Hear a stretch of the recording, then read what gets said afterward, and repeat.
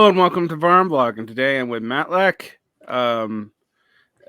co-host of Left Reckoning, producer for Majority Report, ? Okay, still producer for Majority Report. Yep. Former producer for the Michael Brooks Show. Correct. Guy I met in LA. So I was talking to you very briefly off air about how you and I and your co-host Dave Griscom all come from, rural heavy, at least in the way that it favors voting, red states. Although both Griscom and I have seen our states technically become more, quote, purple over time. However, the state you're from, and I'll let you have that in a second, has no such trajectory. So, and I think we're going to talk today about what socialists can do to build a program to appeal to rural voters who maybe have been forsaken for conservative politics. So, where are you from, Matt? So I am from a very center of North Dakota, born in Bismarck, raised in Mandan across the Missouri River. And it's funny you say that because I'm realizing like North Dakota has a opposite trajectory almost to you and David's states. Because when I was growing up, we had entirely blue Democrat, blue dog Democrat representation in the Senate and in the House. And that was basically the remnants of sort of farm populism that you saw across the Upper Plains in like the 1920s. And you go ahead. In Georgia, we had Democrats until 2000, but they were functionally indistinguishable from Republicans. Right. Well, see, that's what's interesting to me is, so I come from sort of Polish farmers on the eastern side of the state and German farmers from the northwestern. The western side of North Dakota has always been fairly red. That's typically more rancher, but it was like after 9/11 when things were pretty politicized. It was the first time I heard that my mom's side of the family, the farmers, were Democrat voters and wouldn't consider voting for Republicans. And that was kind of like I had taken on the sort of rural urban divide where rural areas are more Republican and like my urban area of Bismarck Mandan is more a liberal. But you see what like the actual farm policies and farmers as a class were until recently Democrats, and to the point where they would shun people who would admit voting Republican. And this was like, the mid 2000s. Now that's moved. I think you probably have some of that still existing. I'm not there anymore. But my sense is everything's gone red. So what do you think that happened? What happened with democratic populism where a state like a rural farming state, one of the least populated states in the country not in a lot of ways, literally, went that way? And why was it different than, say, like, why was North Dakota traditionally different than, say, Wyoming, which has been red for a long, long time? Yeah, I mean the North Dakotans. I just saw how hated Hillary Clinton was in 2016, and you realize a lot of people feel like they weren't spoken for the National Democratic Party, and they're right about that. I think I'm not an expert on farm policy, but like the sense you get is. And I mean, the explicit goals of like the Clintonian New Democrat type of folks was to appeal to professionals and Silicon Valley type folks, and people resented that, and so it's just purely a function of not showing up for folks, beyond like. And it's interesting, like there's like Byron Dorgan, who was the last one of the last Democratic senators North Dakota had, was actually a decent populist. Like he was good on banking regulation. But that's not enough. You need to be delivering stuff for folks. Well, I think it's interesting because banking revelation would help North Dakotans, and it would help a lot of people in rural parts of the country, but it's not very deep as far as what it's going to do for most people's lives. One of the interesting things, I recently gotten some pushback because I said that I had not understood a lot of farmers' loyalty to Trump. And I was told that I needed to look at agricultural statistics a little bit closer. And when I did see that, for example, a lot of the people that I am talking about as farmers are actually now largely just small landholders. They've been mostly moved out of anything outside of boutique farming. Right. They did have a hard time during the Trump years. They're having a hard time now. I mean, probably having a real hard time now. But they're also not technically speaking poor because they have fairly large land assets. Right.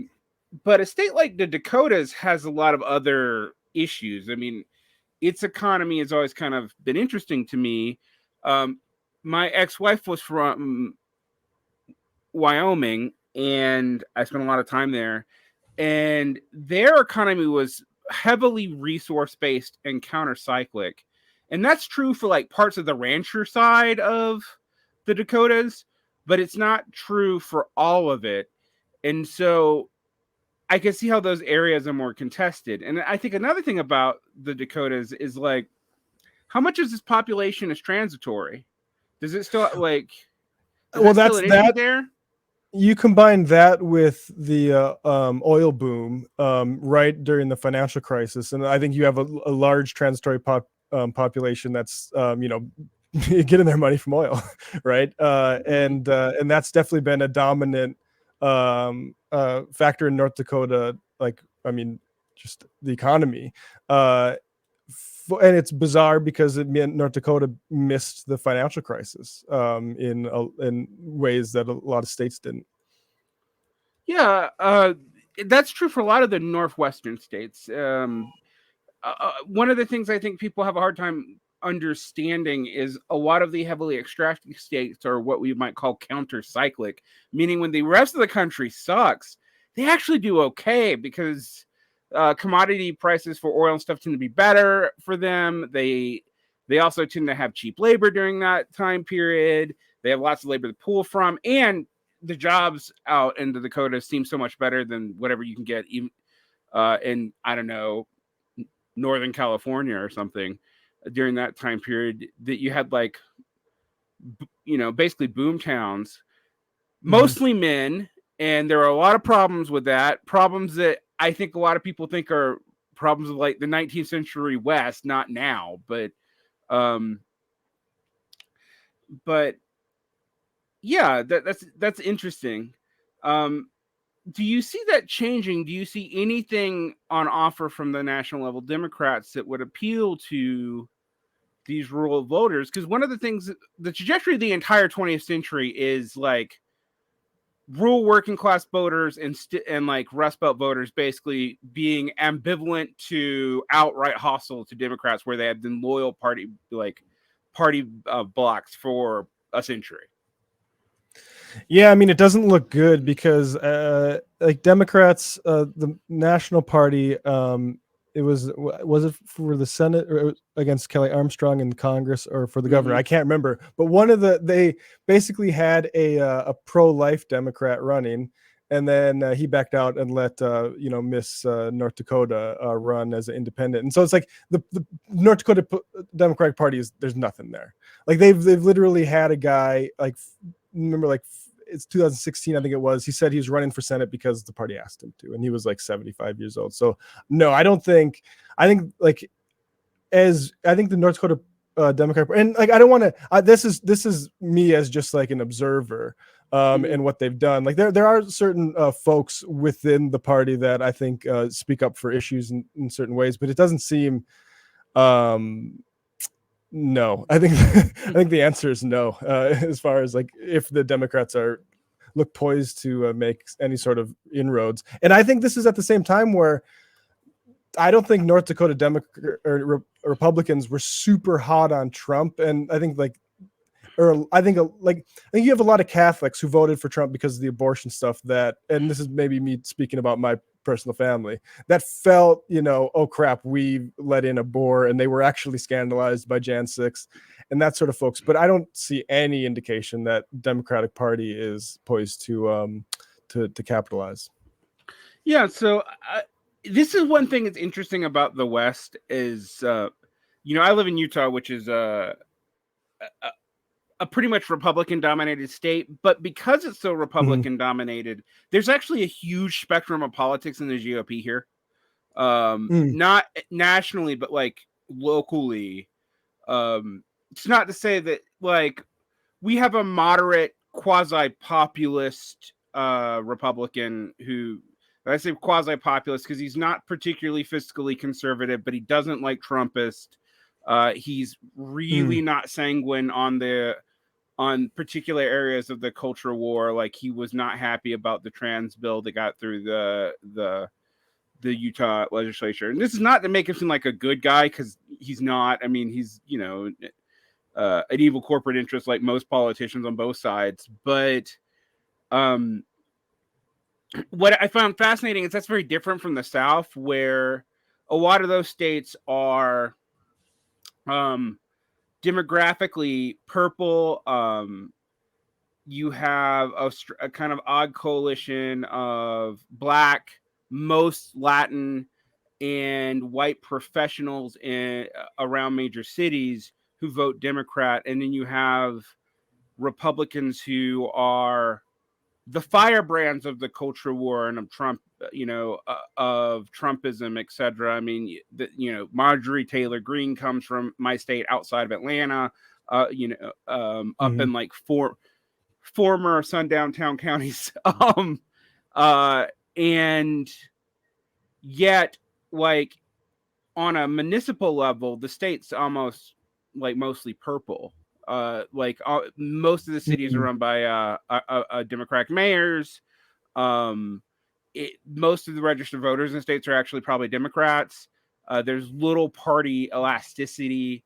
What favors the Republicans is a couple of things. One of them that's interesting is there's a Democratic voter in Georgia that votes split ticket. So they vote Democrats for national level in the Senate so far, but not for Democrats in the House, and not for Democrats at the state level.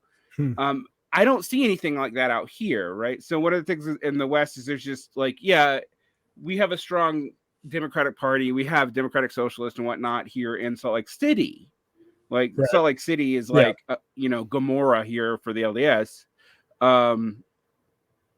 In fact, what's happened with us is we have two urban counties, Salt Lake and Utah Valley, and Salt Lake is pretty much bright blue, and Utah Valley is where Provo is like a seat of conservative politics in the extreme, and people have self-sorted that way too. And we also if you're a queer kid in a lot of the surrounding states, like Wyoming or whatever, you try to get to Salt Lake City or to Denver, because there is a community. Those dynamics are interesting to me, but they don't seem to bode well for the Democratic Party. And it's interesting because the Democratic Party can't seem to make headway with that, despite the fact that Trumpism is not super popular here and has never been. Similar to Wyoming, at the Wyoming is another state like that, where at the national level you got Trumpists and stuff, but at the state level politics they're pretty hostile to it, and it's you have a split GOP in that state, and you almost have basically two different parties within the GOP battling it out, a libertarianish wing and a Trumpish wing. So I find that quite interesting. What do you?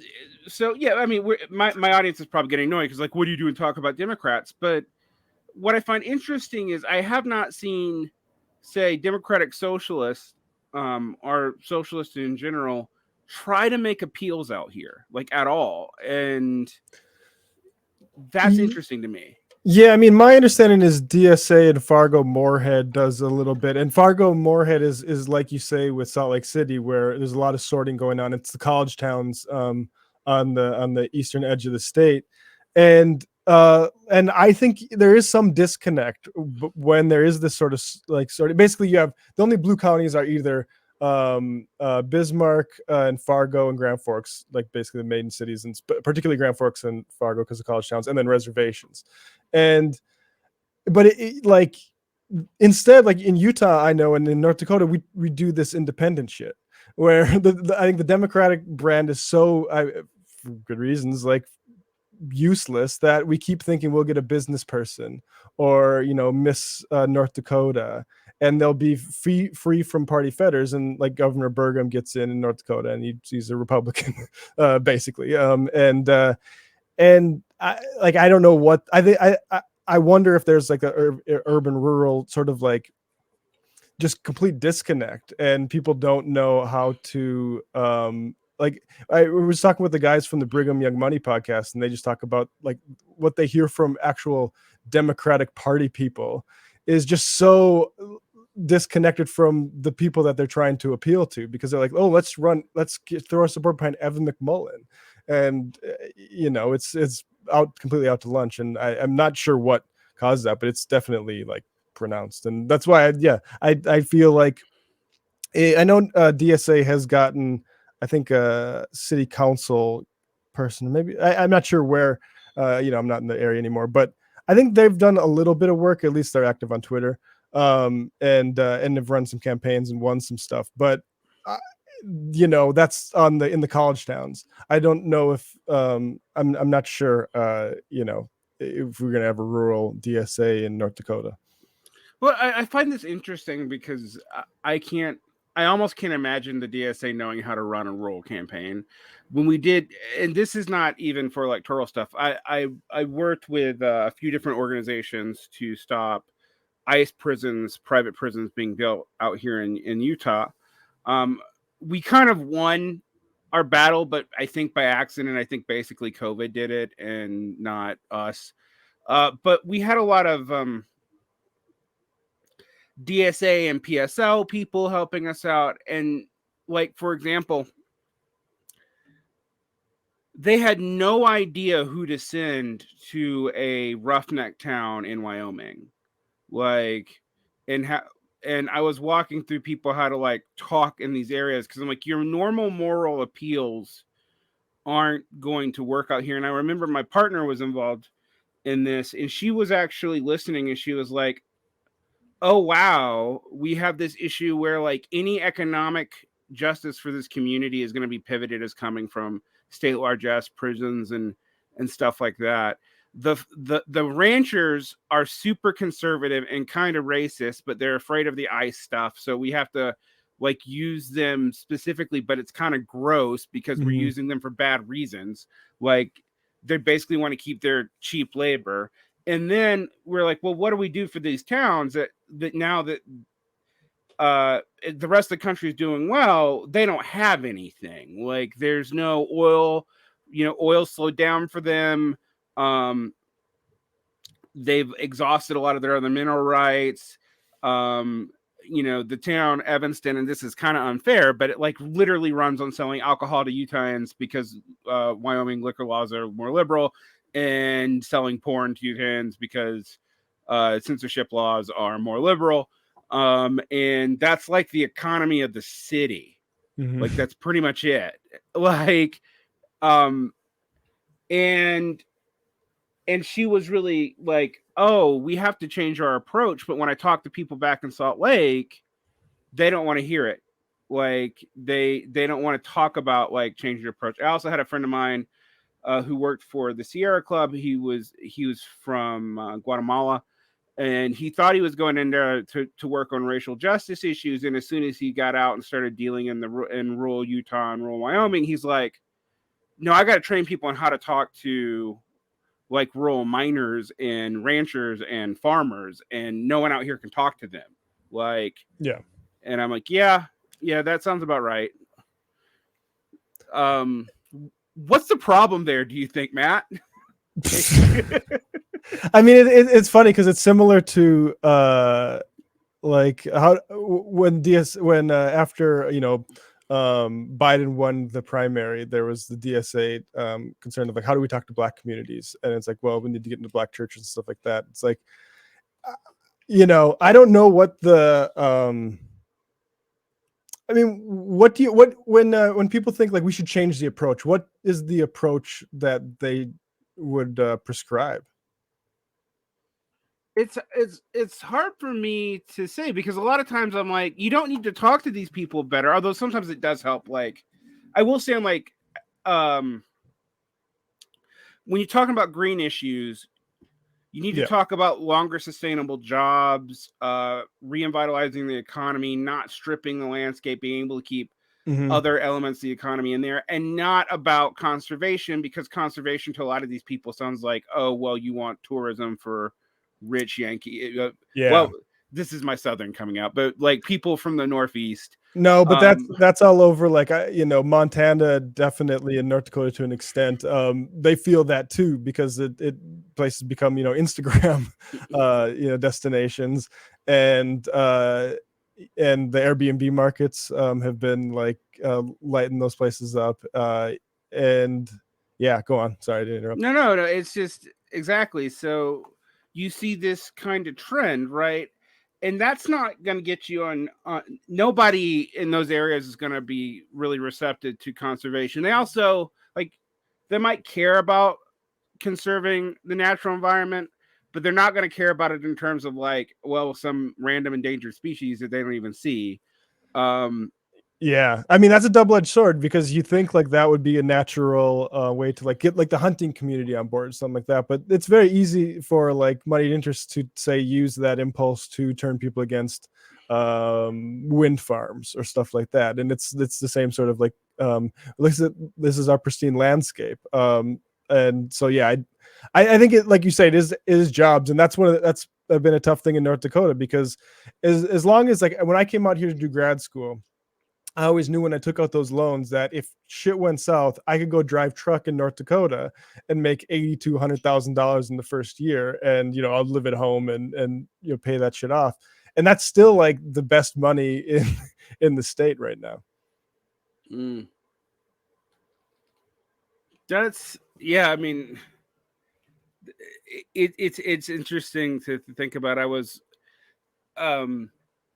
way back. I lived with a woman in Western Pennsylvania, and that was a similar thing where, like, if you went and did like machining or trucking for the strip mines, that was, you can earn $60,000-$70,000 a year. Similar in Wyoming, if you work for the mines, you can be a high school graduate making $80,000-$90,000 in an area where that's actually a fair amount of money, because cost of living is not as ridiculous. And so, I mean, the politics in the mines is a little weird because it's still strong union. So there's still some loyalty to Democrats, but not a lot. I mean, because they see their future like basically going away under green jobs, and they're not being sold this as a practical matter. There's only so much trona in the ground. For example, one of the things I think about gets mined out here that people don't even know about, or something like that. So, it's interesting because it does create this situation also where you have a people who we consider like blue collar working class, who actually make a fair amount of money on the like national scale, particularly when you look at purchasing power. And so they often don't understand even what urban people are dealing with. Like, oh yeah, I mean, the people I know, like my cousins and stuff like that, they're all like, you can buy a house with a job that you cannot buy a house with in get a mortgage with in New York City at all, and it's a completely different life, and people are actually having children and stuff like that. It's wild. Yeah, I mean, you see that, and you kind of see why. You also see why a lot of them don't want, like, if your future is urban California, you can see why a lot of these people do not want that. And if that's what you're modeling, then I don't think you're going to have a lot of pull here. And here in Utah too. And I kind of get why. Like, as much as I like the Bay Area and San Francisco, or LA and in San Diego, and I like those places.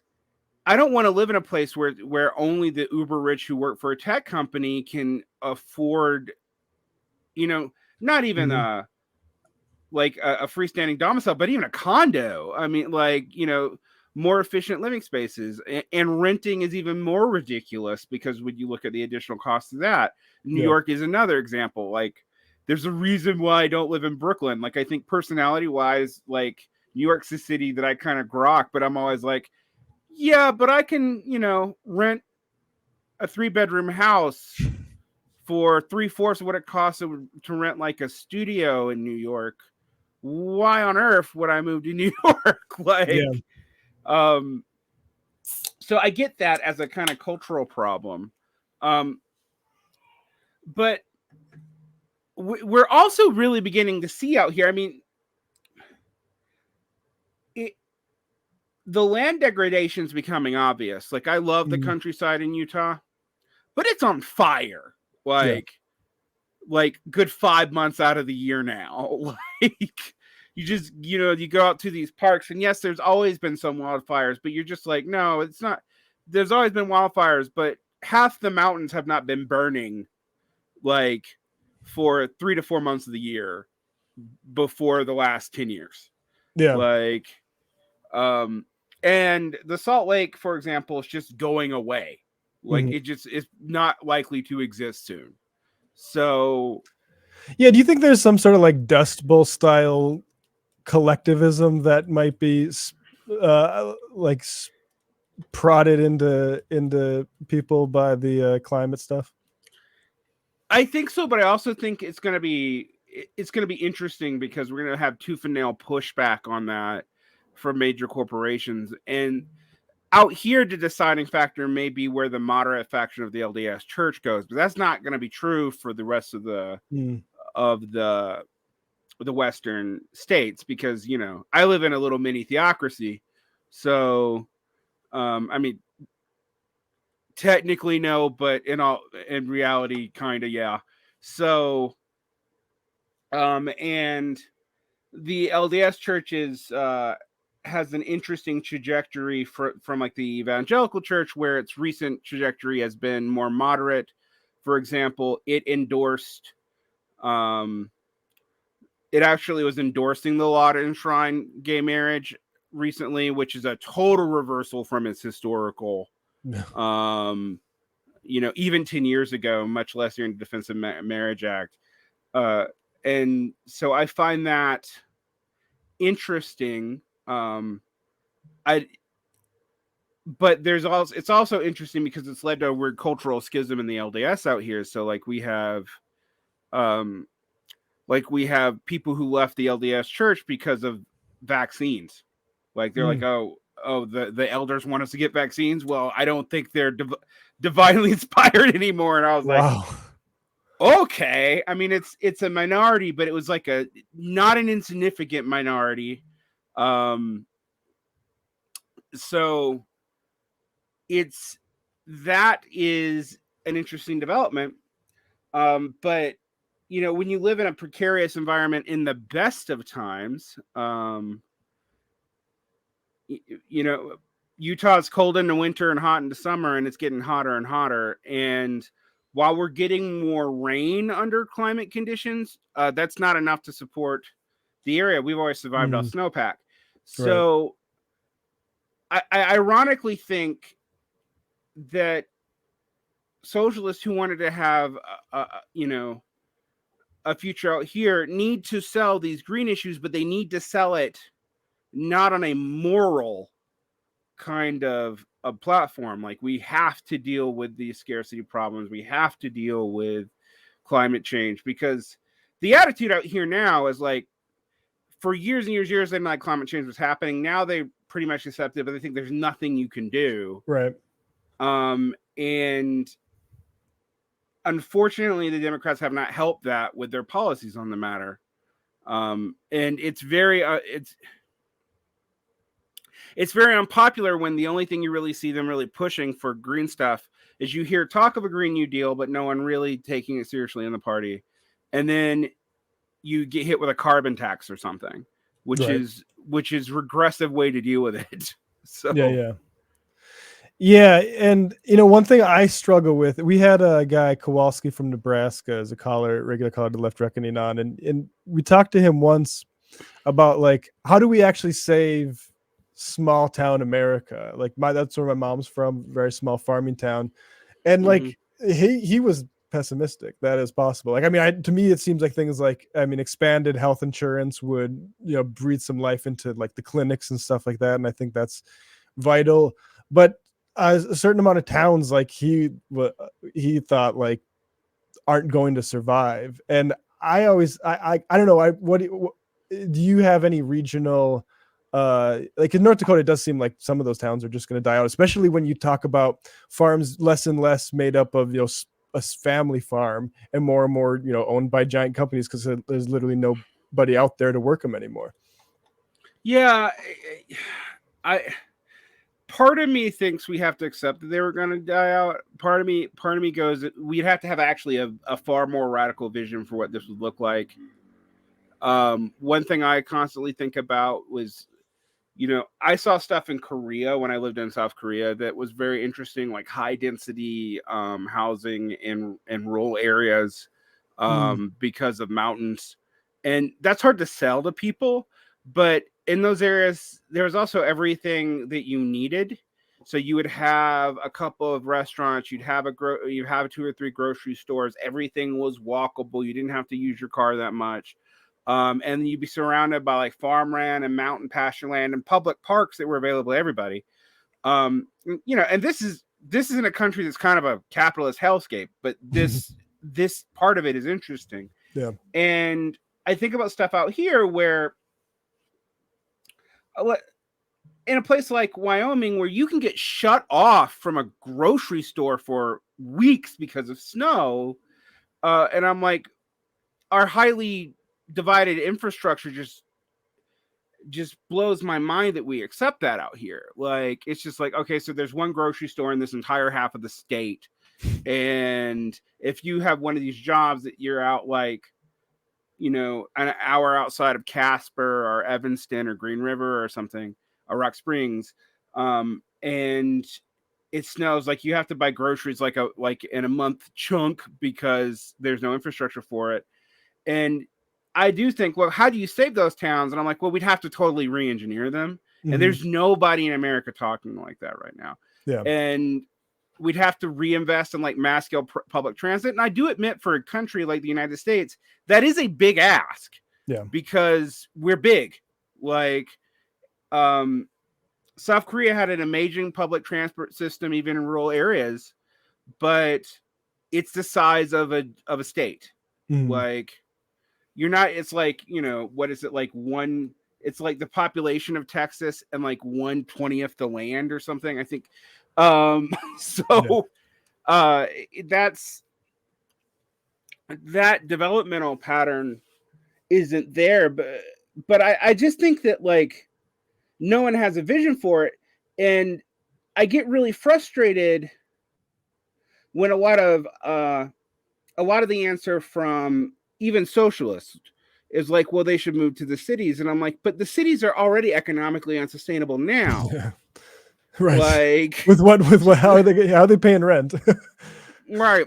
So you want these mass populations who also don't have jobs, don't have skills that are particularly given to the city either. It's not like we need a whole lot of people who know how to like do farm mechanicry or something. Yeah. Or bit drilling. You're going to reskill them. When I worked in Georgia, which was around the recession in 2007, 2008, they shut down all these factories because I think people don't know, but Central Georgia went from farmland to textile mill to like large manufacturing plants. They came really late. They came in like the 80s. Like so and in the recession, a lot of them dried up because a lot of what they manufactured, if it wasn't military, it was for like quick housing. And I was trying to reskill, like get people office jobs who had done like machining jobs into their 50s. And basically the success rate on that was like close to zero. And that's the kind of stuff where I'm like, if we're socialist and you want to, and you have to deal with the reality of the electoral map in America if you want to make massive change, you do have to have a program for how you incorporate these people. And honestly, if you're if you're even a more radical socialist, you have to have a program for these, for this way of life, greening that. Yeah, I do think some of these cities are not viable. Like they wouldn't be viable in any scenario. But also like a lot of these people can't just get up and move now either. Like if they could, they would have. And so you have a family with kids and an okay house, and maybe your job's crap, but if you go to let's say you go to California, you're gonna have none of that. Like, I mean, you won't have a place big enough for your kids. And that's actually driving a lot of policy here. So what's happening in SLC is like it's so expensive that families are continuingly to donut. So what I used to think was a white flight pattern is now just anybody who has children who makes under $100,000 a year is moving in these suburbs, but these suburbs don't have the infrastructure for them. Right. And it seems like a quick decline in these areas, even in these red states, are becoming like playgrounds for the wealthy or the childless. And that also doesn't have a lot of appeal, right? Like, yeah, particularly in a country, I mean, when there's baby formula shortages, I mean, like that's a very volatile situation, I feel like. Yeah. So I always think about this because when I deal with socialists in particular, and I have a story about New York, actually, specifically Brookwood.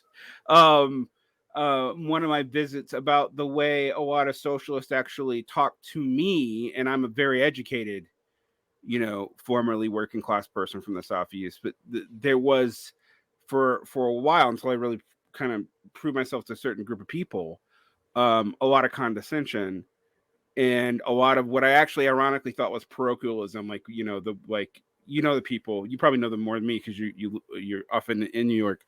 I think you live there, right? Yep, Brooklyn. Yeah, Brooklyn. The people who think they're like citizens of the world, but like literally don't read their borough ever. Like that people, those people. I get it because New York's a cool city, and you cannot leave your borough and have everything you need. That is one of the. I gotta say, like when I do hear folks that like, born and raised right here, I feel like you should go somewhere else for a bit. Like, right. It's maybe a little bit better than the people from like Mandan that do that, but it still kind of reads to me the same way. Yeah. So I was gonna ask you, for those of us who come from these areas, people often ask me like why I don't move to New York or LA or California or just like the Bay Area. First off, it's financial. Like right. I'm a teacher.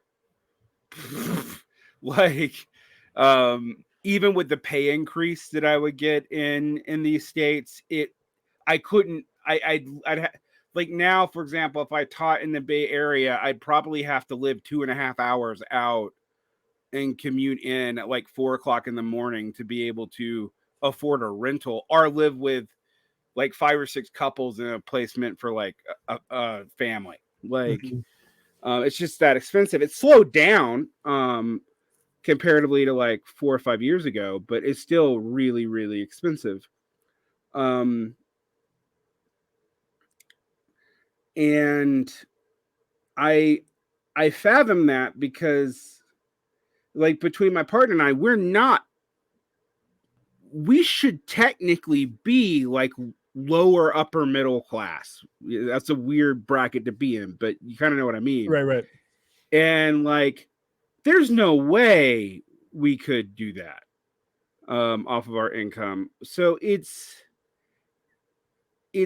kind of an interesting view, to talk to people. I know there's cultural value to it, because I know people who make less than me who make it by in New York and are doing the hustle and they love it there, but they're always like, yeah, but I have to make up back rent, and I'm like I don't want to live in a place where to like live a normal life, I literally am always behind on rent. Like, that does not sound fun to me. No, I mean, I can tell you, like, one thing, I haven't moved since I moved here. So, and my rent has only been raised once. I have a West Indian family, and I'm the only tenant. So it's actually a decent situation. And I dread a day that they decide they're going to sell, because my rent's going to go up by $1,000+ a month. And I will say, if you want to appreciate, your state, that doesn't have an ocean border in it, move to New York for 10 years, and you'll be looking at the Zillow prices of places and realizing, shit, I could have a nice mortgage for what I'm paying for a rent. And I'll be honest, like, I'm not going to be in New York for longer than 5 years, maybe. My girlfriend's got to finish nursing school, and then I'm going to figure out what I'm going to do career wise. But that's why I'm here, is because I came to grad school. I wanted to get out. I wanted to get out of New York. I wanted to either go to LA or New York. And so I picked NYU for grad school, and took out some nice big student loans to help pay for rent.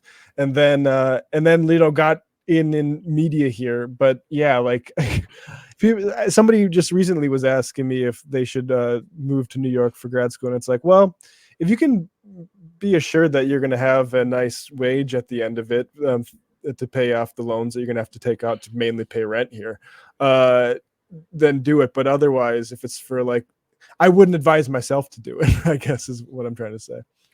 Yeah. I think about that a lot. Yeah. The student loan issue is one that plagues me.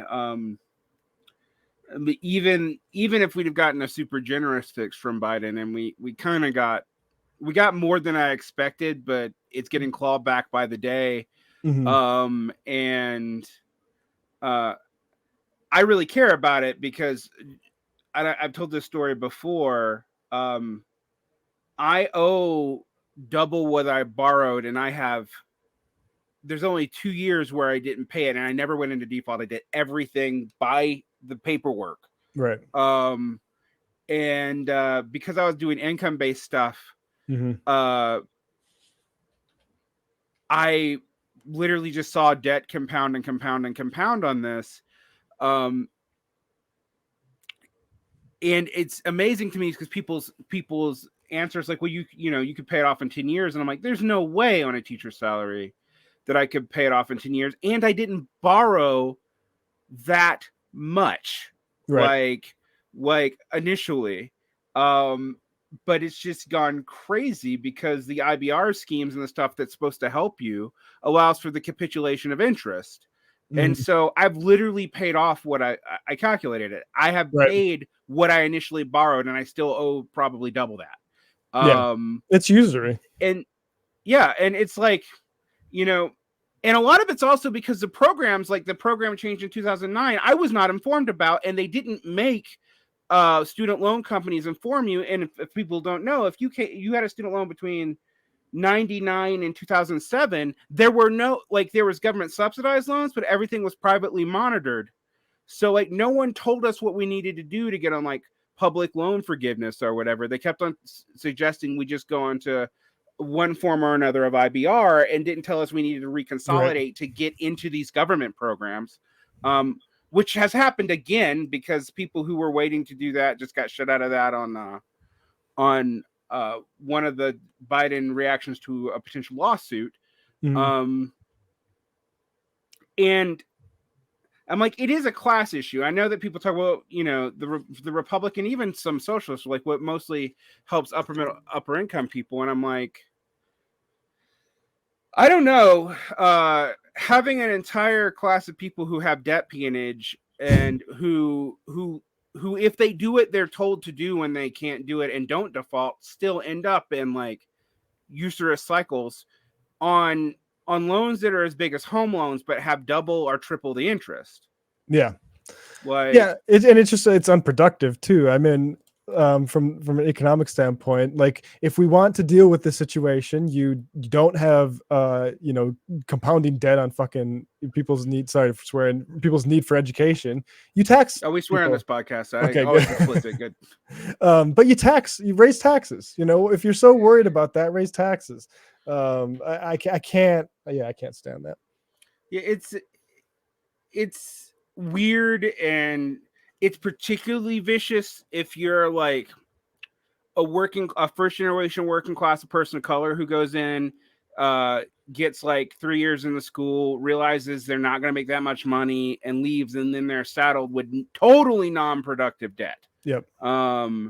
Which, if they follow the rules to get it to get their payments reduced, and they end up owing for like 30, 40 years, or 20. I mean, I guess there is a max of 20 years, but then they get hit with a crazy tax bill. Right. Because all the forgiven income that's compounded, including all that interest, is treated as income once it's forgiven. Yeah. So then they owe like 10 grand in taxes or something crazy. It's a really pernicious system, and it is uniquely shitty to the U.S. Mm-hmm. What I think is interesting about that is we're going into a period where, and I think not irrationally, white rural men no longer view college as a way to increase their social economic capacity. They're being highly encouraged to go into things like trades, which I don't have a problem with, except that we don't have social supports for those trades when recessions hit, right? And there's mass layoffs in them, and there almost always is. Yeah. Yeah, I mean, that was definitely it was sort of even in my hometown, like it wasn't, maybe I have a sense of East Coast sort of prep school folks, like everyone's going to college, I guess, but it was a very real option. Like you just go and, like you said, like learn a oil field job, or other sort of like a coal field job or something like that. And a lot of people I know took that option, and they have houses and families. And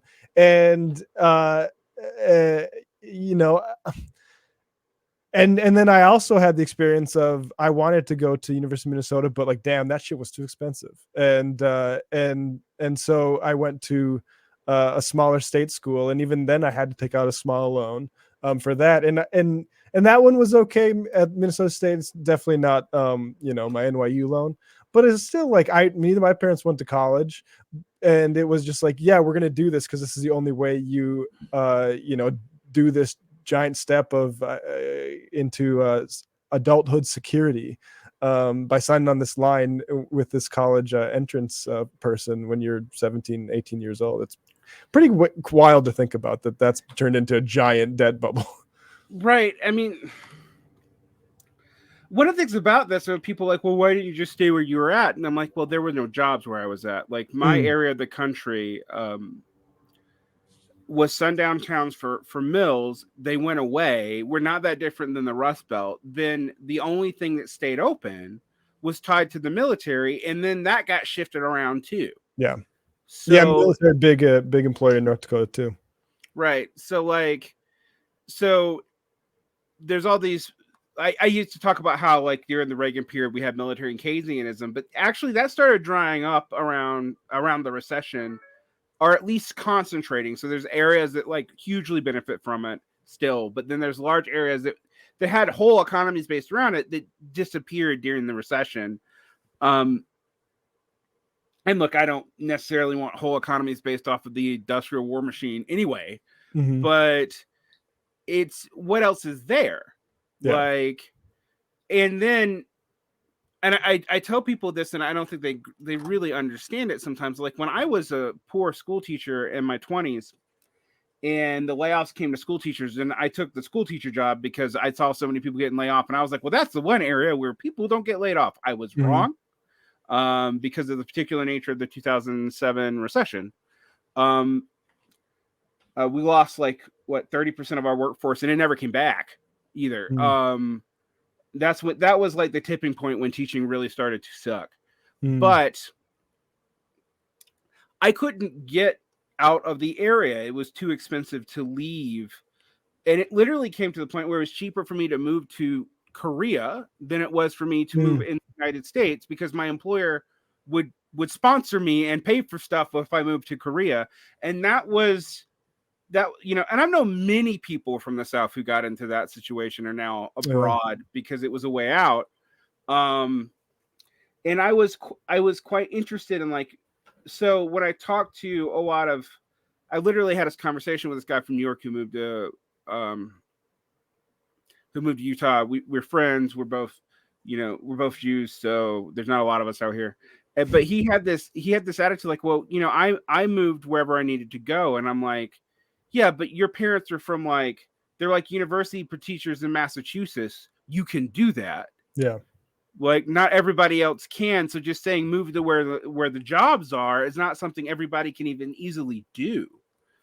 Oh yeah. I mean, I remember having a conversation with my dad who, when I came back from college once, because he kept getting called from the fucking Marines, because in high school I considered joining the military, and he asked me why were you, because knowing me now, why were you considering that? And I was just because I wanted to get out of North Dakota. And I understand people who are why don't you just stay there? But in my 20s, I didn't want to. There's a reason people go to Fargo from the rural areas, or to Minneapolis, or to Denver. And it's because there's more fun, more stuff to do there. Now in my 30s, I can look at, Bismarck and be like, you know what, that seems kind of nice. I've had my my partying out of the way. But there's not North Dakota loses young people, and they have been doing it for my entire life. Yeah, well, this is another thing that I hear people talk about, and I want socialists to have an answer for. There's a lot of resentment of, rightfully so, I think, of rural brain drain, and the way that it almost, when we talk about imperialism, and actually sometimes do world system series stuff on the United States, and I'm like, well, a lot of these red states really hate the blue states, not just for dumb cultural reasons, but also because all their children went there. Yeah. And there's no jobs here, and there's no development here, and no one seems to want to do development out here, and we get left with these crummy, shitty, rural rich family, overlords that kind of dominate our politics, and no one even pays attention to them. And they set up fiefdoms and whatnot, and it really sucks. And then it encourages really ugly stuff, and this you even see in New York. So, for example, in upstate New York, there's a huge incentive for upstaters to take prisons, because not only does it create jobs for people, it also boosts their population rates on censuses, and increases their representation in Congress, and decreases the urban areas. Right. I mean, it's particularly pernicious in the South when combined with felon laws, because even when you get out, you're now a non-voter. Right. And it's people of color and working class people almost exclusively. So the petite bourgeoisie literally has a legal voting advantage. So it's interesting, but I also find it, I think you hinted at it in the beginning, all these areas where populist are progressive, early progressive, or even in some areas socialist inclined in the early 20th century. And I know that back in the early aughts, Tom Frank had his what's the matter with Kansas thesis, and he realized that he thought it was God, guns, and culture war, and I think he didn't realize, oh well, it's also that later on is liberal progressives don't actually deliver to these areas either. So it's not even just if you're not going to get anything practically, you might as well vote culture war stuff, because even if you voted for progressives, it wouldn't matter anyway. They would have to deliver, and they don't. And I think this is quite interesting. I'm going to date when we're doing this. I pre-record, but this is right after the quote victory of the Democrats. And I put it in quote because it is a breach of historical norms in favor of the Democrats, but also just barely. Yeah. Like only in the United States after 1980 do you consider a dysfunctional government when nobody can actually do anything to be a victory, because the normal trend is for the other side to just massively win. Mm-hmm. But I am concerned that what and I have older Democrats, like college professor friends of mine back in Georgia, who their lesson from this is the left is dumb. You need to double down on partisanship and defeat the enemy. And I was literally pointing out to them, but like the only reason that like these Democratic senators even were able to maintain power is people splitting the ticket. So what you're learning from this isn't even confirmed by what you're saying here. And then you also have the fact that in places like New York, you did see like upstate New York got a lot redder. So while I think we can feel good about the repudiation of Trumpism, there does not seem to actually be a coherent Trumpism, and that I guess that's a good thing. Yeah. I think a lot of people are learning the wrong lesson already very quickly about what happened, and really hoping that negative partisanship can hold this together forever. Mm-hmm. And I just don't see that. Like, I don't see that as a viable, like, because Trump's like 74 is eventually just going to die. Like, he's not going to be a multi-generational figure. It's not like you got a 30-year-old evil parent fight. I mean, like, so it just seems like as a strategy, that's very short-sighted. Yeah, I mean it's grim, but it seems like the big thing that works for Democrats is when like the Supreme Court ratchets up oppression, because I how much can you rely upon that, especially if you don't see a lot of movement towards protecting people's right to abortions, for instance, in the wake of this. And I'm not a prognosticator. I don't know what's being hinted at as far as like legislation and stuff to address that, but cynically, I would expect not a whole lot to be done on it because of what, like you said, about the balance of power in Congress, but also, they like that as an issue to get people to the polls.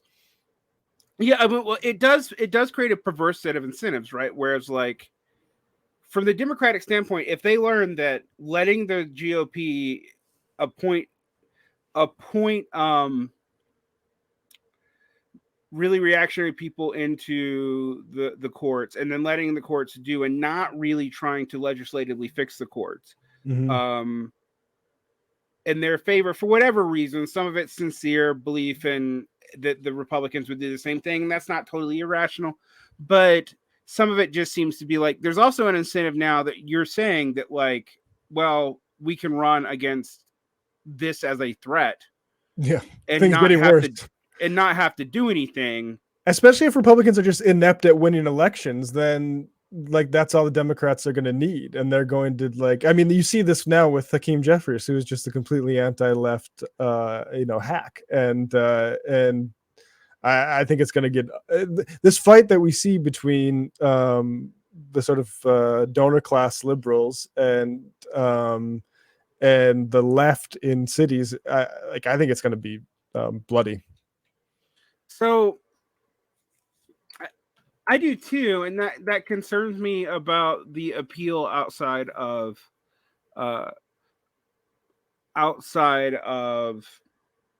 urban areas eventually, because mm-hmm. for example, if the Democrats continue to do nothing about abortion on a state level, even though even in places like Kentucky, it's been way more of a motivating factor than people realized. Mm.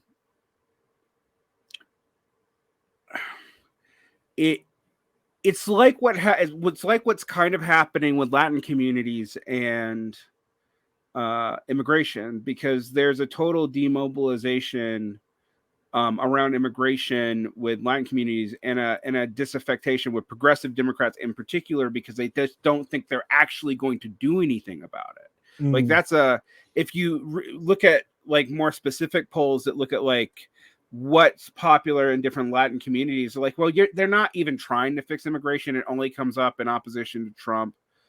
So right. Like, why should we care? And that actually then means class logic starts to apply there, and that's, you would think that might help, except that the trends in a lot of Latin communities is like a whole lot of them are small business owners because they were shut out of normal employment, particularly out in the West, because you can open up your own business, and particularly if it caters to other Spanish speakers, no big problem. But if you have to work at, be employed with somewhere and you don't speak that English that well, you don't have a lot of job options. And one of the traditional job options, like it was available for African Americans, which is like government employment at the municipal level, is still shut off to you because you don't really speak, English well enough to do that. Right. And so then you start seeing a split. Now that has not turned the Latin community against Democrats. It does seem to be turning them against progressives, though. That's an interesting stat that I've been seeing, that there's a decrease of trust and a decrease of identification with progressives and liberals. And it's interesting because you would think the electoral left would want to play that schism up, be like, okay, we are different. Like, we are something else than that. But it's unclear that we're actually doing that. Do you agree with that? Or like, what's your prognosis there? And none of us are specialists. This is just me following polls. So with regards to like immigration policy, like, I mean, or what? A lot of policies, but immigration policy is an example. Like where we could offer, like we could say, like, it seems like what we offer is either abolish all borders or nothing. And yeah, I mean, I think your goal is to abolish borders, you couldn't do it all at once. Like, well, it's like, and I think like I don't, and I'm not at war with sort of abolish rhetoric, but I think the thing that it leaves out is what kind of investment are you going to get from the state in lieu of that abolition? Because like you look at border communities, and David Griscom and I have talked a lot about this and about Texas, is like we talk about what's a good job you get without going to college. It's border patrol and those sorts of carceral positions. And like, unless you have something to offer folks besides that, like, you can try to browbeat them, but ultimately they're going to know somebody who took that job and it worked out well for them, and they're not going to feel the same way as the progressives do about, at least the way the progressives message about that stuff. And I don't really know what to do besides the stuff that we all know, which is to like make housing more affordable and like and those sorts of things. And maybe there's certain things that can be done to appeal to smaller business owners like that. But but once they're already business owners, I feel like it's getting a little bit fraught in terms of how to appeal to them. Well, yeah, you're not hearing me say we should have a petit bourgeois plank of a socialist, but I do think we do have to ask, like, what do you do to at least not totally alienate them, to make them at least neutral in what happens? And we don't have anything for that, really. And the other thing that I think a lot about on like border issues, people are always surprised when they're like, well, there's a lot of, like Mexican border guards. And I'm like, duh, there were a lot of Irish cops too in Ireland.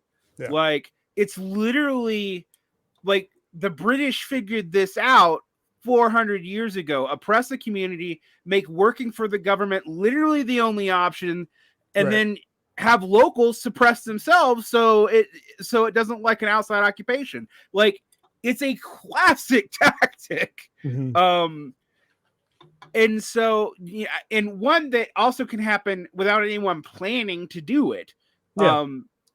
And yeah, I definitely see that.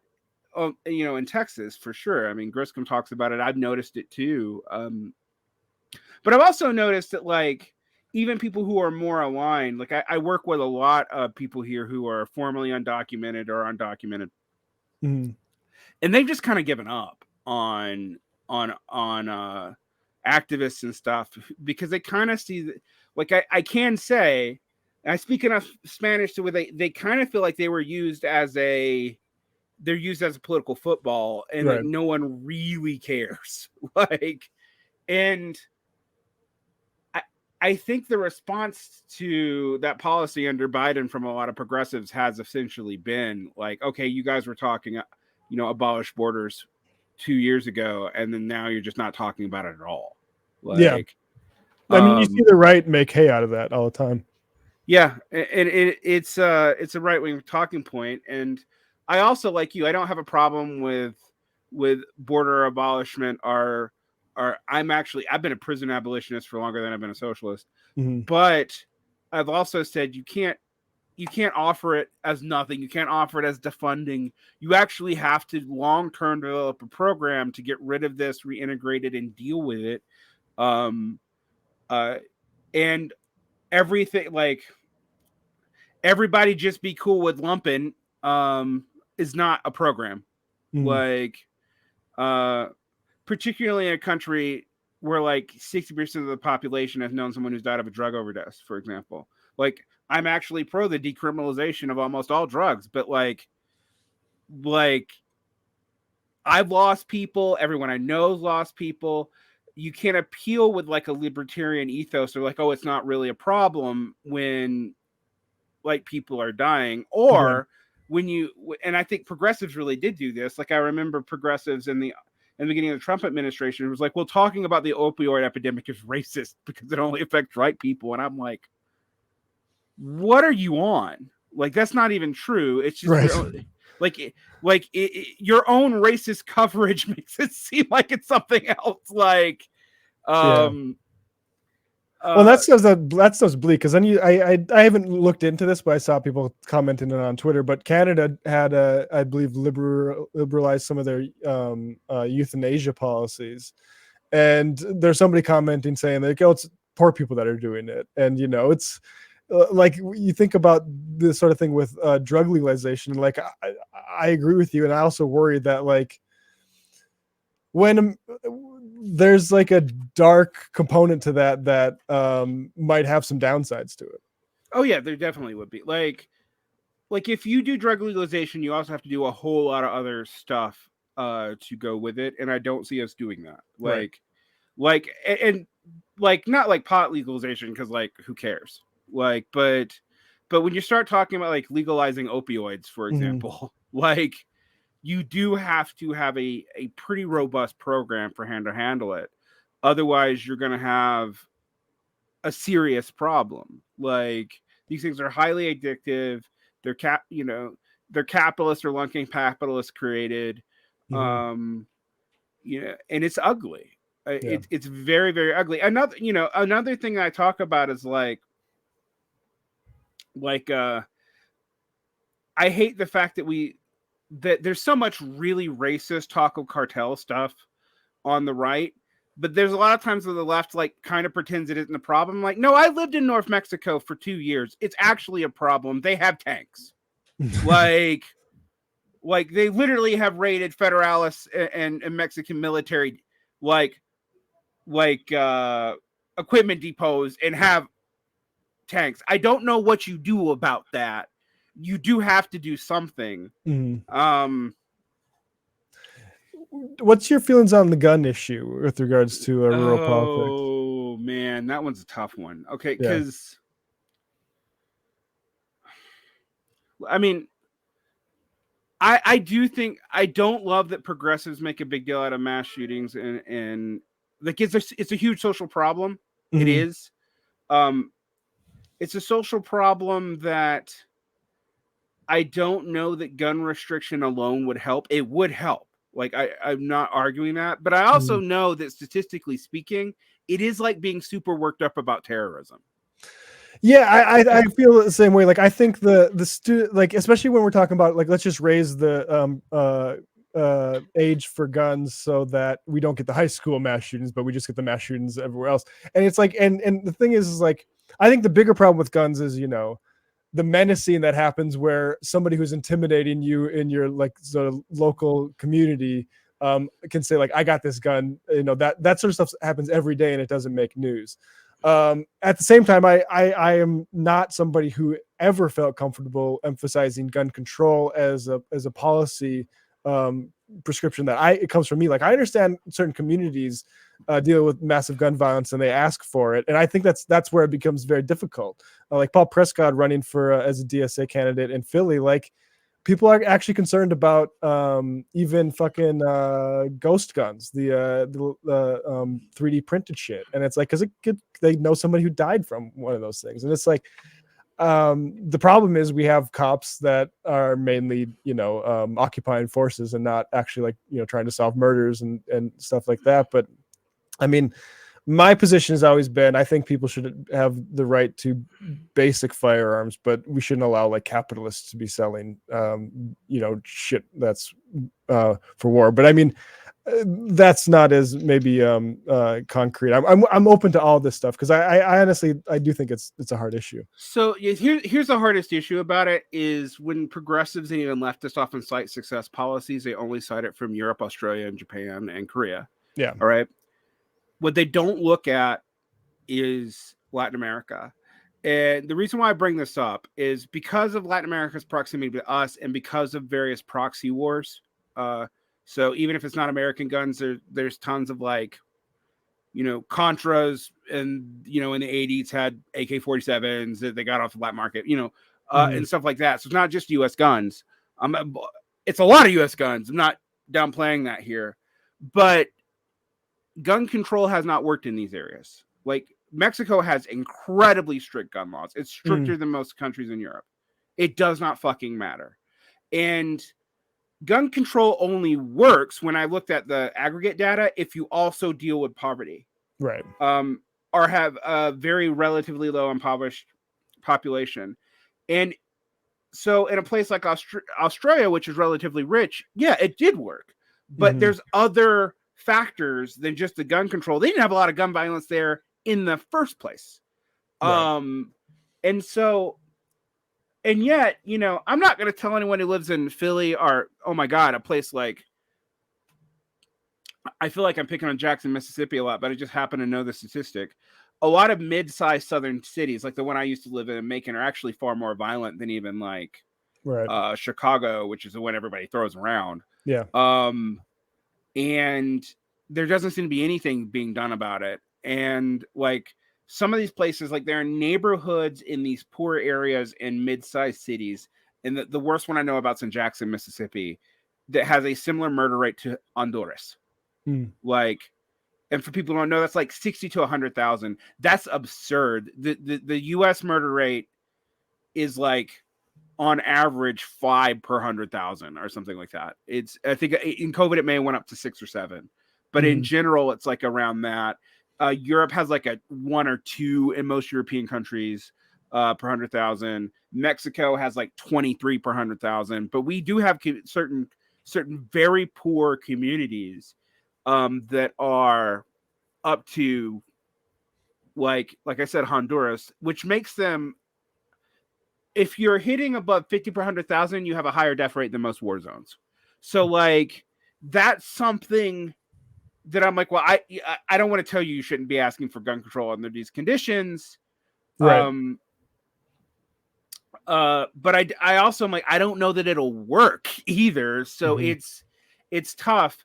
And I do think about the fact that issue, like if you want to, there are a couple of issues where there are single issue conservatives where people go seemingly nutty.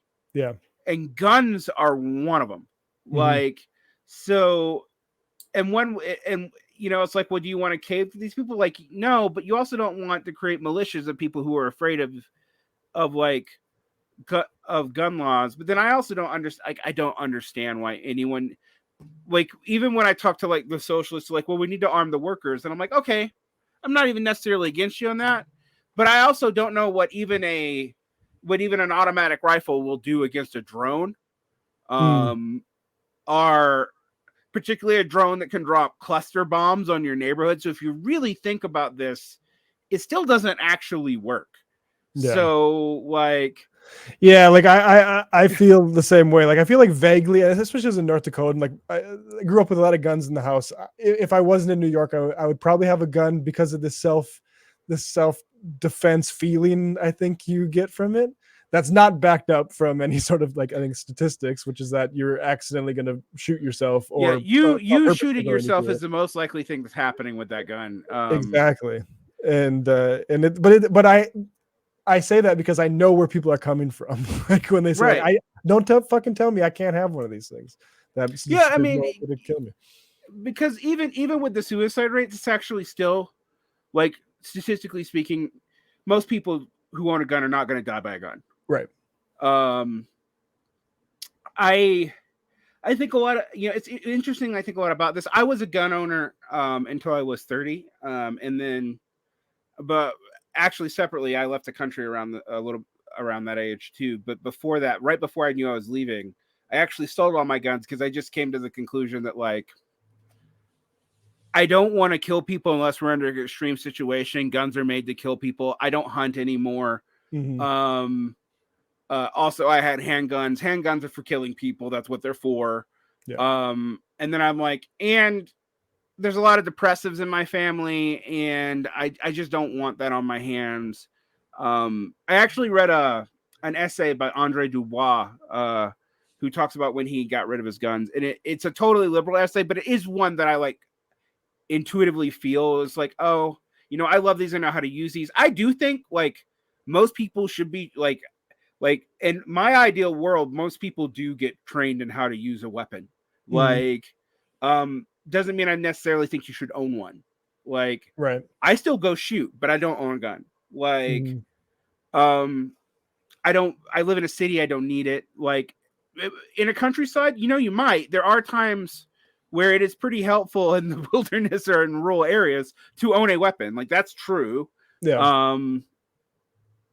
So it's a difficult scenario, but what I find is it's weird to me that becomes like the crux of so much liberal advocacy, where I'm like, there's so many other things we can do.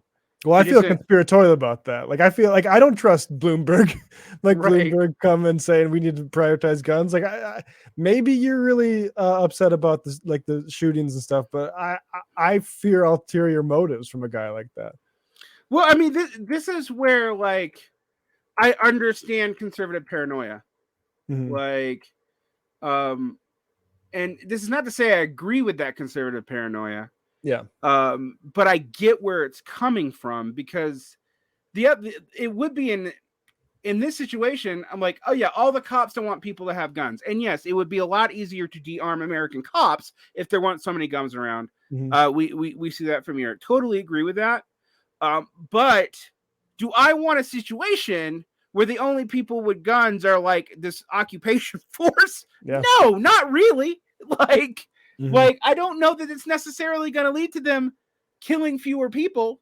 And I mean, it's an interesting thing, because I saw the Democratic Party pick up radical rhetoric in the end of the aught teens, and I feel like it's been a really mixed bag. One of my things is I get a lot of pushback on this. I'm not against, for example, moving towards police abolition. And you notice I said moving towards, like, right. Because what that would actually require is a scale of mobilization and social responsibility that we would have to build over a long time. But when people moved police abolition to defund the cops, I actually got sick to my stomach, because I lived in areas where the cops were defunded. And like in Macon, they were defunded in the 90s, and cop violence went up, not down. And I'm like, I just don't want to think of it just not even from like a statistical standpoint. Just look at this logically. You take the money away from people with massive firearms, and you don't really change who they are. You don't get new people in there. You don't replace them. You just defund them. What did they do? Like, historically speaking, in the worst case scenarios, they become warlord militias. You don't do that. Yeah. Like, it's a terrible idea. I'm like, and I just say this is like, if you're going to talk about police abolition, and I'm not against that, you actually have to be more radical, but also more long term, and talk about these problems. Like, well, what do we do about these communities where we've created whole black market economies based off of lumpenization and drugs? Like, you have to do something about that. Yeah, and I mean, I think there's good reasons why that, like, abolition language, because there's, the abolitionists. We all know the Civil War and slavery and that stuff like that. It makes a lot of sense. Why just the general population is appealing to that. But as far as like the elite population, we talked with William Shockey of Africa as a Country about this, and talked about like the South Africa context. He's immediately on the alert for austerity, because governments will hear a message like that and, okay, yeah, we can take funds out of something, and we'll make up for what we need from coercion through some other form later if we get rid of the cops. And you need to you need to be explicit about where that investment is going to go, and it can't just be back to the pockets of taxpayers. Right. Or you talk about defunding the police, but not abolishing them entirely, right? Like, another thing is if they get to decide what that money is spent on in the municipal government, even though you cut it, they're not going to be spending it on people who make sure they don't shoot people and watch the body cams or whatever. I can promise you that. Exactly. So, like, and another thing it led to in the Southeast, and I think this is maybe true in a lot of the country, was broken windows policing, but not just for public order. It was to shake people down for additional funds, that then go back into the police. Like, and so, I mean, everybody knows those towns that pull you over. Yeah. And like, you get this mega thing. I'm like, yeah, because that's how they're funding shit there. Like, that's a kind of terrible incentive system too. And I don't know. It's one of these things where defunding a police sounds like a halfway measure, and it actually ends up being it's actually kind of something completely different in a lot of ways than what we'd be asking for.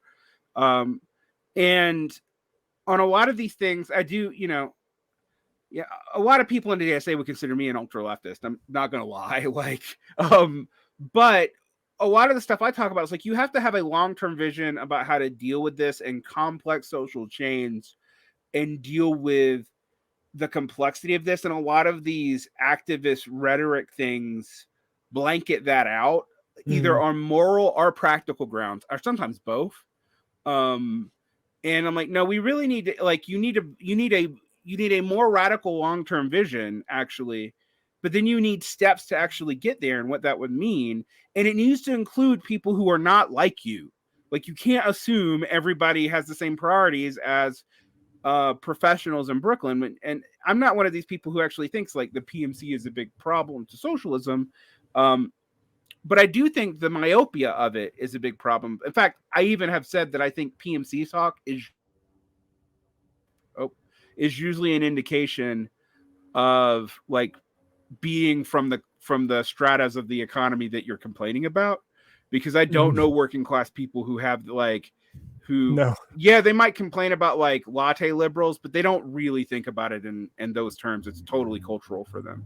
Yeah, so, I mean, and if they complain about like teachers or something, it's not like as an oppressive class. It's as someone who like hit them with a ruler or something like that. Right. Yeah. I mean, look, I get why people don't like teachers. For most people, teachers are their first interaction with the state. Right. But then, and it's a state that sucks. So, but even in that case, I think a lot of people realize, and I think even a lot of conservatives honestly realize that like teachers, outside of lids of TikTok moral panic, teachers are not the people who are coming after you. They're not even the people who are benefiting from like these government programs and largesses, really. our pay has gone down in purchasing power for like a decade and a half. And it's about to really go down now that inflation is what it is. I say smiling because I'm really bitter about it. But it's interesting because I've been pointing out to people, why don't you talk about administrators, and why don't you talk about for the fact that a lot of this weird shit that like DeSantis and stuff are pushing actually requires even more administrators who make even more money and don't do anything for education at all. Like they're not even productive administrators. They're literally just there to make things harder. Yeah. And they're sucking up government funds to do it. And this has not been a problem, and it's not been a problem that either party wants to address, because Republicans benefit from people not focusing. I know people talk about the Republicans being better in the economy. They kind of benefit from people not looking at what they actually do, and that's why they push cultural war stuff so much. Democrats actually benefit from people not realizing there is a strata of professionals dependent on the state who are loyal to them, who are frankly not all that productive to anything, right? Like my favorite one we don't know how to deal with is Democratic university administrators. Because I'm like, if you really want to fix the student debt problem, it's going to take more than a one-time forgiveness. Like you got to like restructure the university, and there's a key Democratic voting base that makes over $500K a year that are utterly loyal to the Democrats, who, yeah, they could lose, but they'd be losing a large part of their donor class and what's more important to them. Yeah, well, and also like I've seen stuff on the education stuff, which is like it's there's these ballooning administrations, but also just lack of tax funding, right? Like we're not funding these things as we used to, and yeah, both of those things are like, I mean, administrators, you think they want the type of people who want taxes to be raised? No, that's the irony of it, right? Like they don't, like we talk about the destruction of the university, but these administrators are in a class who don't want to pay higher taxes, but also are pretty loyal to Democrats on cultural issues, and they can be funders because they make large salaries. Whereas professors and the actual people who keep the actual thing that you would think, even researchers that keep the university together, you know, a lot of their budget lines are going to these administrators. Like, and that's as the funding does decrease. So it's like really, really gross when you think about it. It's like, oh, so we now have this massive administration that's benefiting on public indebtedness of students.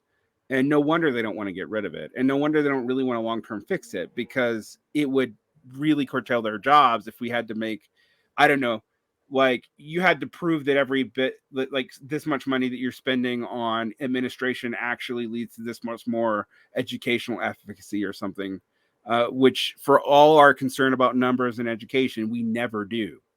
Like,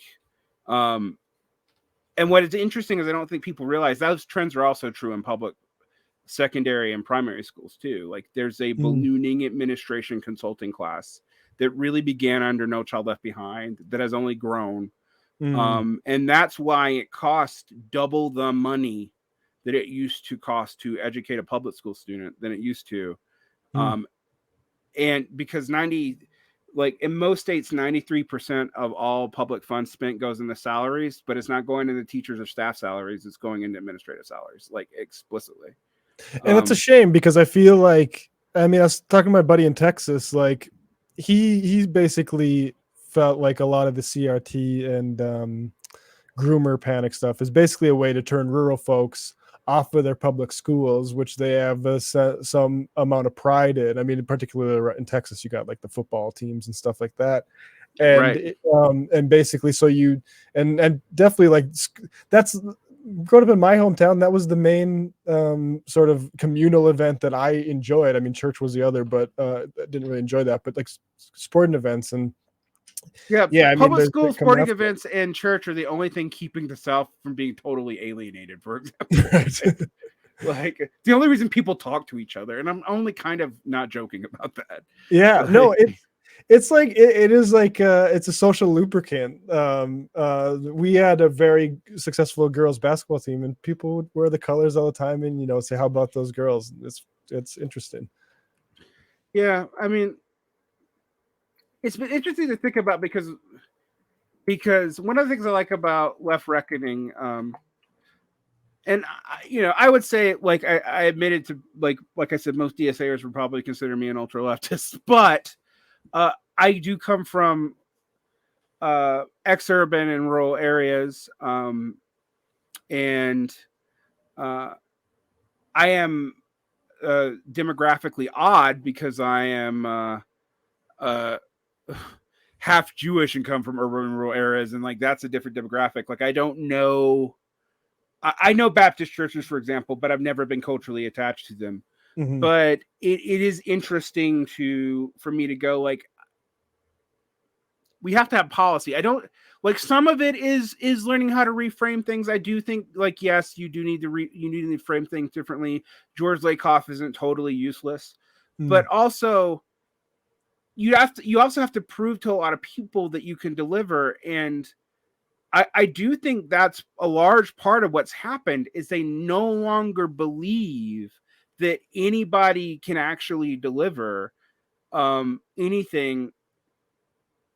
And that recently not delivering helped Republicans. And I think now that people realize, oh, they really do want to do some of the things they say, that has freaked people out. But I don't know that that'll last forever. I don't know that you can build a politics off that. Or if you do, you have like this weird situation like you have in France, where like, and this is bad long term. So in France, for example, you have like a coalition of center right and center left basically trying to fend off hyper reactionaries, like the National Front.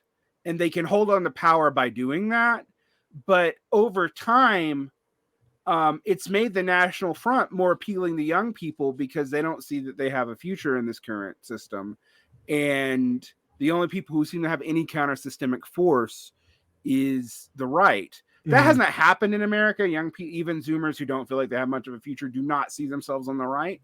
But if you were to give them all the counter systemic energy, I don't know that wouldn't eventually happen in like half a generation or so.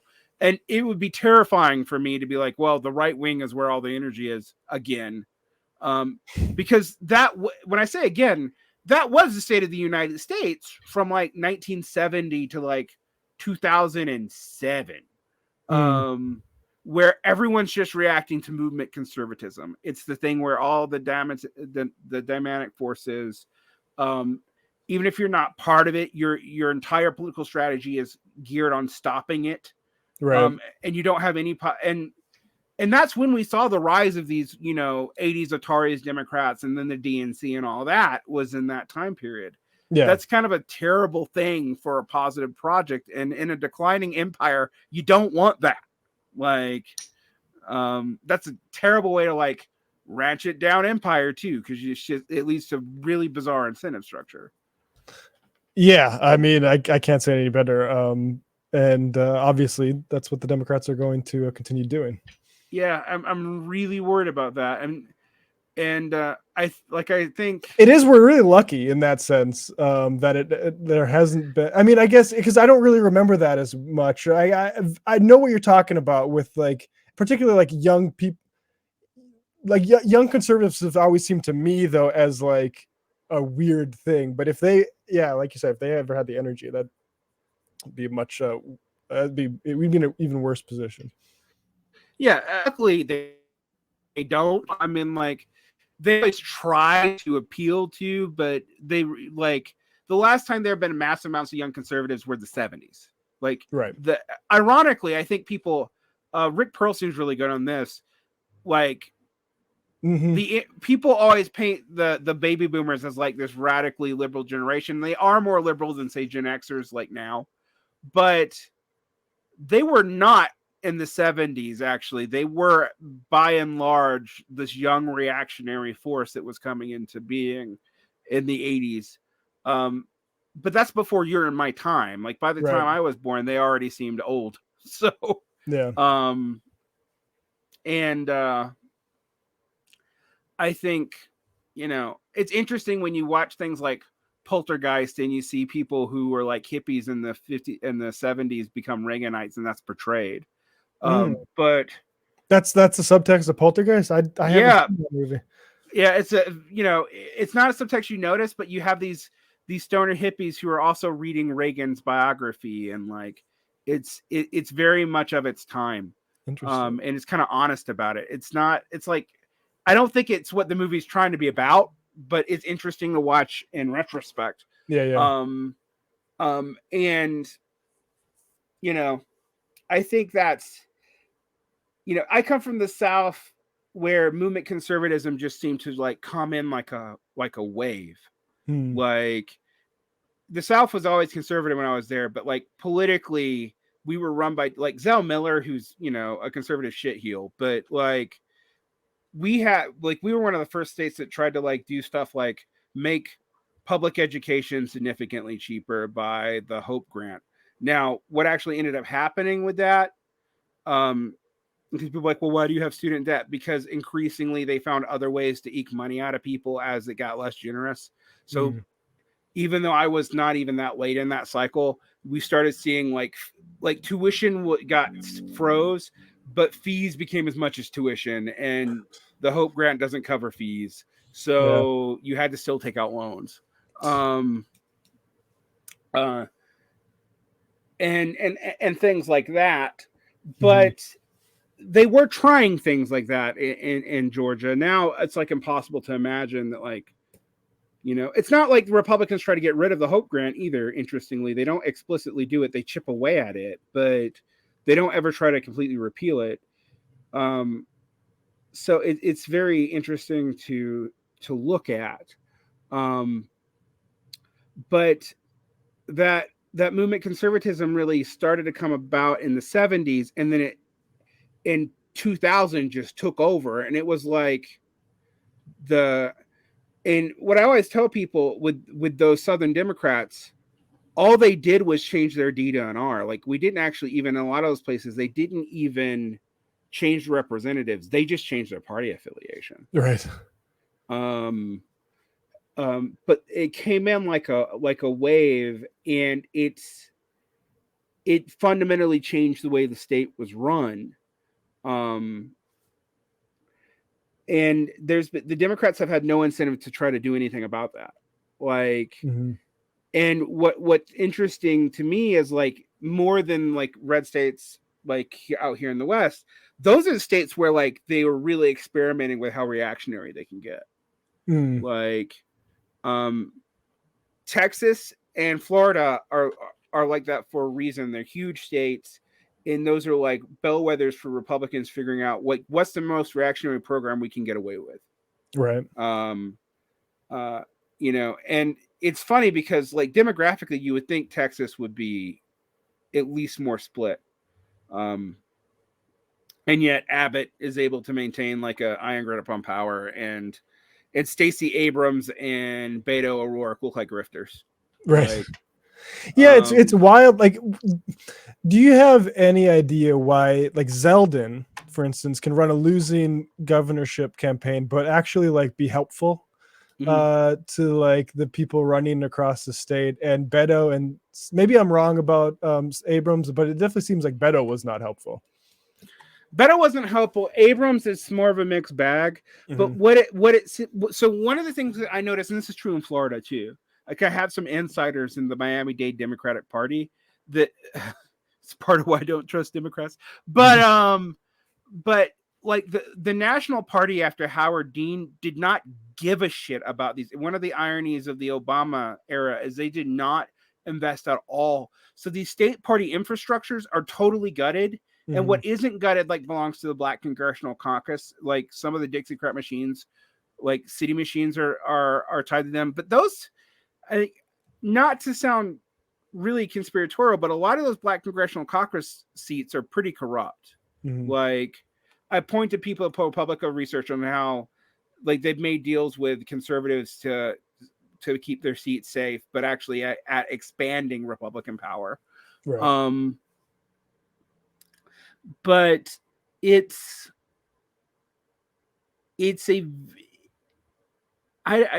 hard to see how you're going to cut into that now, because the reason why it seems interesting, the incentive structure has been, since the National Party basically abandoned these areas, they are using like private personality networks basically to raise money, and they do it nationally. So they're not actually building their profile off of local people, off of local politics, but it also means when they go away, like they didn't build up an infrastructure locally for anybody.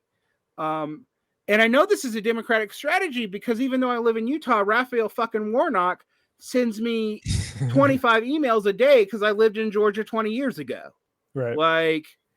They know where I live. Like, it's, and I'm not even registered as a Democrat, but it's just like that I have any progressive, like they just spam me constantly about it. Mm-hmm. And it's a fundraising methodology, but it's not one that builds up any local apparatus at all. And Republicans, for all of their shit, they do still do that. Right. And that's interesting because I was thinking about this with Abrams and Beto. I'm like, I don't know that those, like Abrams is get out the vote machine. It may have helped some local candidates in like cities. I don't know actually. Mm-hmm. So it might have, but I suspect now that she's lost twice and is gonna like probably go on to a media commentary career. MSNBC. Yep. That's gonna dry up, and even though Democrats should do better on a state level than they do in Georgia, given the demographics and given the Senate and president votes, you're still going to have a largely Republican-driven legislature and governorship, even compared to other southern states like Virginia. Yeah. And that's really worrying because it's indicating that Democrats have not thought about building a local game. Conversely, I kind of see this problem mirrored in the DSA. Like the DSA has good local machines in New York and California, and like decent local chapters, but no real regional machinery for them to interact with in a lot of other like red state and purple state areas. But the DSA was founded with like locals and a national, but no like regionals. And like the caucus system basically fills in for the regionals, which means it's ideologically motivated, not like programmatically or local politics motivated. And it leads to weird things. My favorite one here in like the DSL, I have to say it correctly, it's the DSSLC, because they decolonized themselves by removing America from their name in Salt Lake. And I was like, so you did nothing but become the Democratic Socialist of Salt Lake City, which is part of America. Yeah, and like you for all of our critiques of liberal symbolic gestures, you made decolonization a symbolic gesture. Yeah, that's right. And conversely, I mean, the DSA here has been hemorrhaging members for about a year. So I do worry that the DSA, which even though, for whatever reason it's declining, I know I don't want to get into debate about why or how, and maybe it's even, just David thinks some of it's even just like bad administrative practices, but I do think we have to look at like ways in which it does, like it might over time be recapitulating problems in the Democratic Party that it actually wasn't in its kind of rise to power under Bernie. And that's an interesting thing to talk about, because there was a sense, for example, that DSA candidates are actually doing pretty well in like purple states and red cities in like 2016. And I have not been hearing as much about that in the last year at all. Like I mostly hear about New York and California. So yeah, I mean, I hesitate to speak too definitively on that because what's come across me has mainly been, like you said, those major cities. So I'm not sure what these midterms were like. But yeah, I mean, that'd be something to monitor. yeah, well, my only concern is like the DSA is also not telling me what they did in these other areas, so that doesn't bode a whole lot of like faith one way or the other. So I know you have to go pretty soon, and I don't want to eat up all your night. And we've talked a lot around this, but if you are going to give advice to socialists about how they should deal with these areas, as socialist, what would you tell them to do? Like what have you learned moving from the Dakotas to New York, and then looking at going back out into ex-urban world or Yeah, I even mean, rural world? I think the first thing I would say is join one, whether it's one of the communist parties or DSA. Join something with people there. I think that's the first thing, because the online stuff. But my favorite thing is like fucking learn about your history and be able to speak to people about that. People love, like, all of my family members love to hear me talk about like the Custer period and the early colonial history and like the railroad and fur trapping stuff. Like, that's a way to connect with people and help them orientate themselves in their sort of area. And anybody appreciates that regardless of their politics. So that would be my more specific ideological advice. But I think the most important thing probably is to join up with whatever, even if it's fucking Indivisible or whoever, or the Democratic Party itself. Like, get amongst like actual people. Yeah.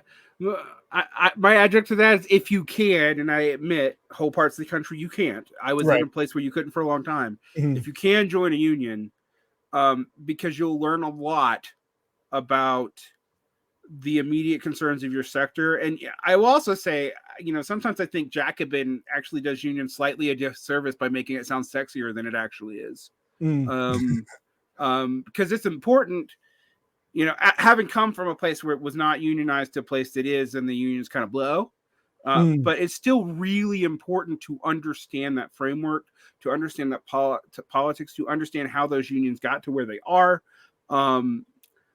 Because we're seeing a union renaissance right now, but it is kind of only in new unions. It's not in existing ones. Like, and we need both, and it would kind of be good to know why, and that requires being in those organizations, knowing their history, etc. I would also say, like, socialism is not as scary to people as it used to be, but I do think maybe still talking about this in terms of policies, practice, and what you do will probably still go over better than just being like, trying to ideologically convert people to socialism. Americans don't like, maybe this is too broad a brush, but I don't think people like to be sold an identity from folks. Like, I don't want to subscribe to everything. Like, let me be a little bit a la carte, and then all of a sudden people recognize, like, okay, maybe I'm a socialist. Right. Yeah, I mean, if anything, the one thing I can say that Republicans kind of overdid that has helped remove the Overton window, not something that I really love. I don't love all this talk about moving the Overton window, but I will say where they kind of actually screwed up is like they called everything socialist. So it made it not scary. Like, it's like, because like, oh, you're now complaining about like my local public library being socialist, and like, if you wanted a public option, you were a socialist during the Obamacare stuff. And I can tell you with my father, who was a Ross Perotite conservative, my stepdad, and I mentioned this on your show actually, but like that over time actually made socialism and stuff like less scary to him. The more they were like public option, public option, public option, and he was like, well, I want a public option. Insurance blows. It's a blight on a blight on my life, and it's unproductive and eats a ton of money. And so it didn't work on him. Now that scare tactic does work on a lot of people. I'm not quite sure how it still works on a lot of people, but it does.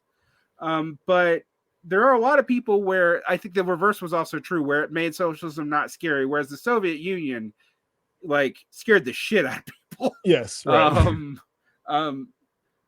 I think wrongly in a lot of cases, but still it did. So right, but even like I look at like my parents, and they were in their like late 20s when the wall fell, maybe early 30s, but like they're still like at my age. So like at this point, that's still like a distant memory for some of those folks from their younger years.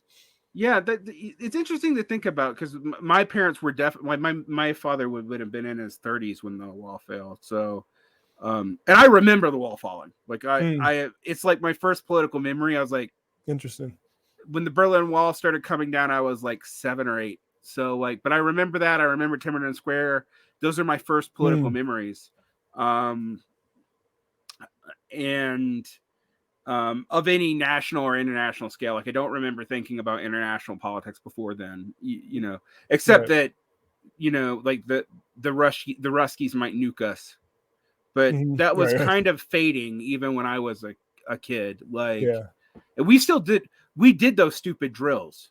Because I know I'm slightly older than you, but we did the like hide under your desk in case we get nuke drills. Even as a child, I was like, why? Like what is this accomplishing exactly? But anyway, yeah, I think so.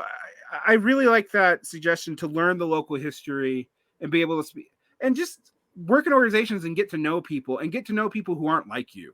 Like, because I do think I don't want to sound like Jonathan Haidt or one of these heterodox Kennedy people, but there is a way that like Americans in particular are siloed in a way where they often do not know people who are not like them. Even if they know people of other races or whatever, I'm like, yeah, but I bet they have the same educational background. They work in the same sectors of the economy. Right, exactly. Yeah.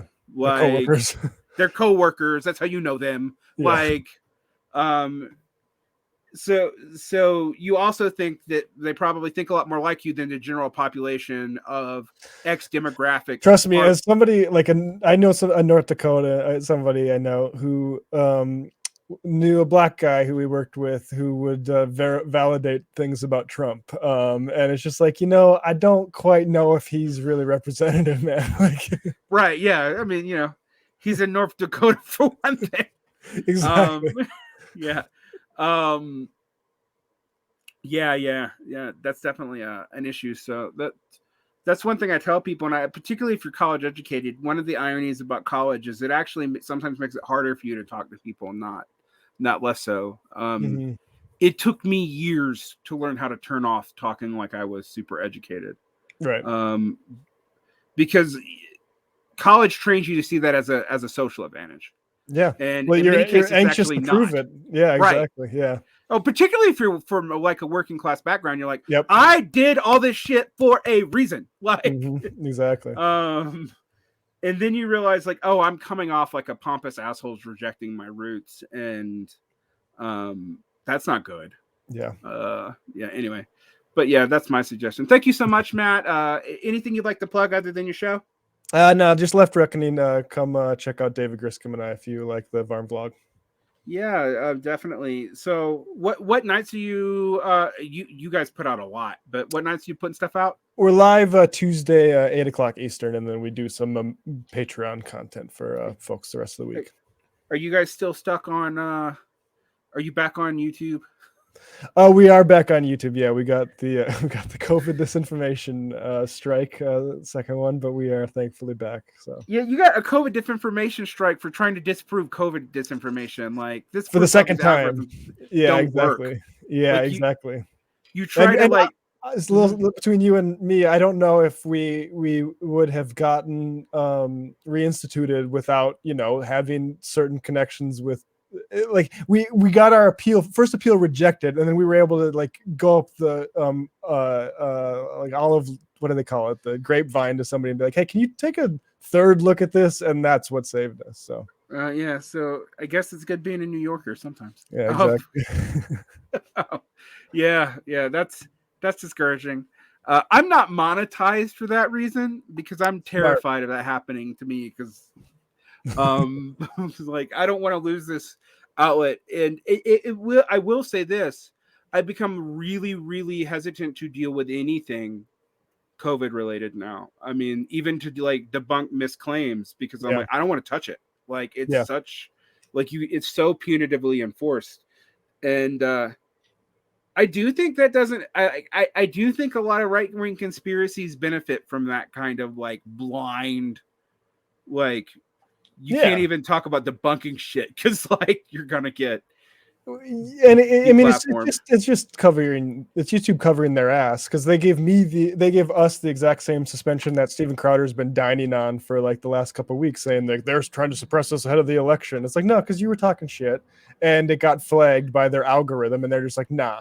And I personally, like, why can't you just take the monetization off? Why do you got to give us like a big strike? I don't think it's my right to monetize, me debunking COVID people, but instead they do this ban stuff, which Steven Crowder squawks about, and then frankly I don't think YouTube minds when he does that, because it shows them as being proactive. Yeah, it does actually. There does seem to be a weird perverse incentive to like tick off the right wingers, and the right winger can use the oppression to grow their audience, like even if it's not as effective as it was priorly.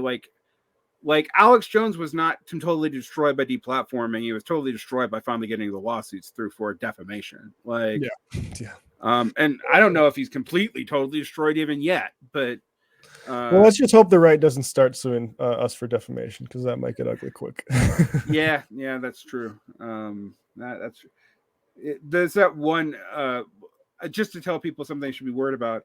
There is this one case that the Supreme Court is considering would make unsuccessful strikes be suable for damages by corporations, which would be a nightmare. Yeah, we're gonna need to, if that ever goes through, we're gonna need to start talking about things you can't talk about under content moderation. Everything is redacted. Everything we need to talk about has to be redacted for the public. Yes. All right. Thank you so much, Matt. Have a good evening. Thank you, Derick. All right.